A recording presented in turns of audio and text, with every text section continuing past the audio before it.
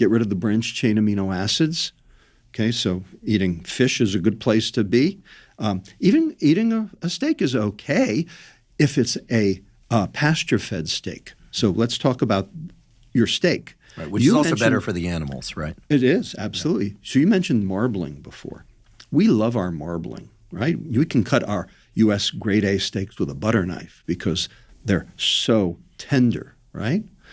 You ever been to Argentina? Yeah, my father's Argentine. Oh, right, that's right. You're Argentinian. They only know grass-fed steak. The idea that cows would eat anything but grass is sort of like the idea that Mendoza fish Valley would fly. Absolutely. Right. New Zealand, same thing. Yeah. Okay. The meat is gorgeous. It's homogeneous. It's pink. It's delightful. I've been to Argentina. The meat is fantastic, but you have to use a steak knife. You can't use a butter knife. And it takes more chewing. It takes more chewing because there's sinew. It's a different experience entirely. Mm-hmm. It's delicious, but it is kind of a little bit tougher. Mm-hmm. All right. Turns out that marbling is intramyocellular lipid.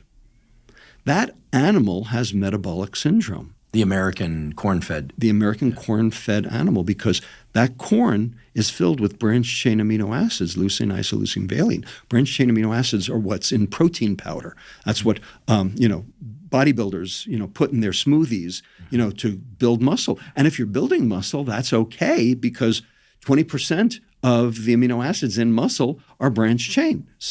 So if you've got a place to put them, have at it. Yeah, there's a need there because they're breaking down muscle. Yeah, fine. But if you're not, again, a mere mortal like me, you consume those excess branched chain amino acids, they're going to go to the liver, they're going to be deamidated like we talked about earlier, and they're going to end up as branched chain organic acids. They're going to flood the mitochondria. The mitochondria are not going to be able to deal with the volume, and so they're going to divert the excess and turn that into fat.